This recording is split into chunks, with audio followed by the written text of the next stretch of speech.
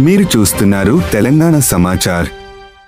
అనుకుంటే సాధించలేనిది ఏదీ లేదు. గంగాధర కాంప్లెక్స్ మీటింగ్లో జిల్లా విద్యాధికారి చైతన్య జైన్. కొత్తగా బాధ్యతలు స్వీకరించిన జిల్లా విద్యాధికారి చైతన్య జైన్ ఈరోజు గంగాధర మండల కేంద్రంలో జరుగుతున్న ప్రాథమిక పాఠశాలల ఉపాధ్యాయుల కాంప్లెక్స్ మీటింగ్కు హాజరయ్యారు. గ్రంథాలయ కమిటీలు, నిర్వహణ తదితర అంశాలపై ఉపాధ్యాయులతో చర్చించి పలు సూచనలు చేశారు. చదవడం ద్వారా ఆత్మవిశ్వాసం పెరుగుతుందని, సమాజంలో నిర్మాణాత్మక వ్యక్తిగా తీర్చిదిద్దుతుంది అని, చదివే అలవాటును ప్రాథమిక స్థాయి నుండే విద్యార్థుల్లో పెంపొందించాలని ఉపాధ్యాయులకు సూచన చేశారు. సమాజంలో డిమాండ్గా ఉన్న ఆంగ్ల మాధ్యమం మీద ఎక్కువగా శ్రద్ధ చూపించాలని, ఆంగ్లం నేర్పిస్తే ప్రపంచాన్ని చుట్టిరావచ్చు అని పిల్లల్లో ప్రేరణ కల్పించారు. మండలంలో విద్యాధికారి ప్రభాకర్ రావు గారు సుమారు 689 నూతన ప్రవేశాలు పెంపొందించడం శుభసూచకమని, అనుకుంటే సాధించలేనిది ఏదీ లేదు అని తెలిపారు. పుస్తకాల బరువుపై వారు చేస్తున్న కృషి అభినందనీయం అని,